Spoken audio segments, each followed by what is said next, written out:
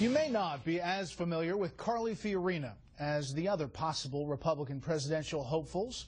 Tonight, in our next installment of possible 2016 contenders, that changes. Thank you so much. Thank you. Carly Fiorina's performance at the Iowa Freedom Summit in January raised interest in her possible 2016 run.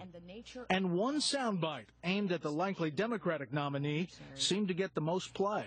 Like Hillary Clinton, I too have traveled hundreds of thousands of miles around the globe. But unlike her, I've actually accomplished something. You see, Mrs. Clinton, flying is not an accomplishment, it is an activity. You were well received in Iowa. Your speech opened some eyes, people who didn't know you before. Why are you doing this? Well, if I do it, and I haven't made a final decision yet, although I'm getting a lot closer, I must say, I'm doing it because I think our nation really is at a pivotal point.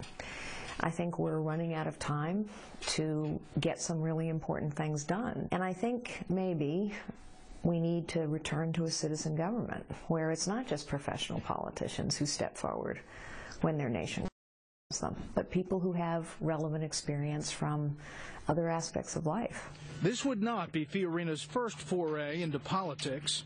I'm delighted to have filed my papers officially declaring my candidacy to seek the Senate seat of Barbara Boxer. But her 2010 Senate campaign in California eventually fell flat. She lost to Barbara Boxer by 10 points. This is about building the new HP way. Before that, Americans knew Fiorina better as the chair and CEO of tech giant Hewlett-Packard, where she oversaw a $25 billion merger with Compaq. I started out as a secretary in a little 9-person real estate firm, and ultimately I became the chief executive of the largest technology company in the world. That story is only possible in America. But that experience from secretary to CEO gives me an understanding of how the economy works. I want to go back to your time as CEO of Hewlett-Packard. Yeah. Here's what critics say. They say that the company lost stock, value. They say, you know, we were forced to resign after 5.5 years. And they say that there were thousands outsourced overseas. How do you answer the critics to that? Well, in the 5.5 years, almost 6 years I was at Hewlett-Packard, we doubled the company from $45 billion to $90 billion. We went from market laggard in every product category to market leader in every product category and in every market in which we competed. I'll run on that record all day long. You had this major merger with Compaq. Yes. At the time, you were getting hit for all these jobs that were lost overall. How do you explain that complex thing that's easy to hit on a bumper sticker? Well, it was at the time, as you say, a very controversial decision. It was the largest merger ever in the technology industry. It is now, by most experts, acknowledged to be the most successful. We did the right thing because had we not grown our business, expanded our product line, so many more people would have lost their jobs and we wouldn't have been able to create the jobs we did. Some analysts see Fiorina as a long shot, but still an attractive candidate in a crowded GOP field. If there's one candidate that Republican leaders want standing on the stage during debates, it has to be Carly Fiorina. She is unlikely to be the nominee. I think she's unlikely even to be the vice presidential nominee, but she would enrich the field if she ran. When it comes to gender, Fiorina accuses liberals of playing identity politics. They will continue to trivialize women by saying, you know, all you care about is one issue. And if you ask women what they care about, guess what? They care about jobs, the economy, education, health care, immigration, national security. Every issue is a woman's issue. Let's talk about the big policy issues, taxes. What would you do as president? First of all, our rates are too high. We all know that. We now have, for example, the highest business tax rate in the world. And in an era where we have to compete for every job and work hard to make sure that business wants to be here, we can't have the highest tax rates in the world. But the truth is, what's even more important is to radically simplify the tax code.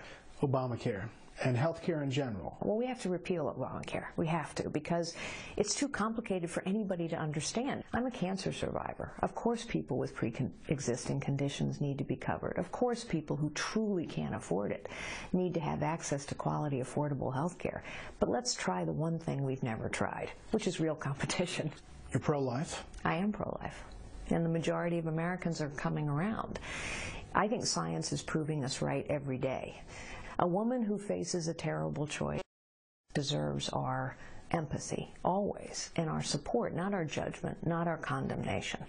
But when we can successfully perform surgery in utero at less than 5 months, sounds like a life to me. Foreign policy. People might look at you and your background and say, in a dangerous world, why should we trust Carly Fiorina as Commander-in-Chief?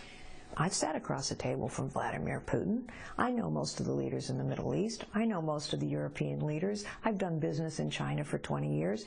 And having sat across the table from Vladimir Putin, it's obvious when you meet him that his ambition is not going to be dulled by a gimmicky red reset button.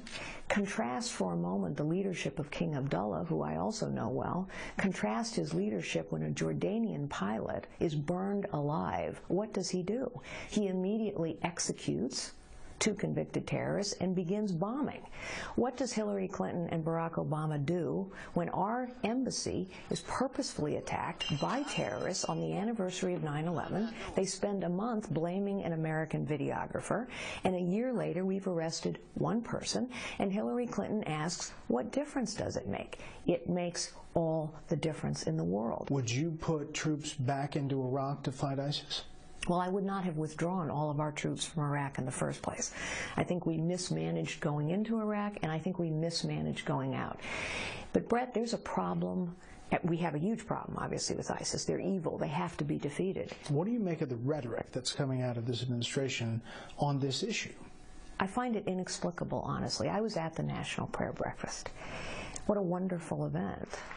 Until, honestly, our president spoke. I was a medieval history major in college, by the way, so I actually know he got the history wrong on the Crusades as well. But when the President of the United States compares ISIS to the Crusades, when he blames Jim Crow laws on Christianity, it was unbelievable. We know that ISIS is targeting Christians and Jews. We know that they are crucifying, beheading, killing, torturing children. I mean, my goodness, what will it take for this administration to acknowledge who these people are? Fiorina now lives in Virginia with her husband Frank. They've been married almost 30 years. When she's not traveling the world as the head of a Christian-based microfinance organization, she told us she loves to spend time with her 2 granddaughters. So if you are the nominee against Hillary Clinton, it would be the battle of the grandmas? Well, my grandchildren call me Cece, so maybe if you Cece read Grandma. Are they into this if you decide to pull the trigger? Yes, they are. They're very supportive. Fiorina told us her decision could come by late April.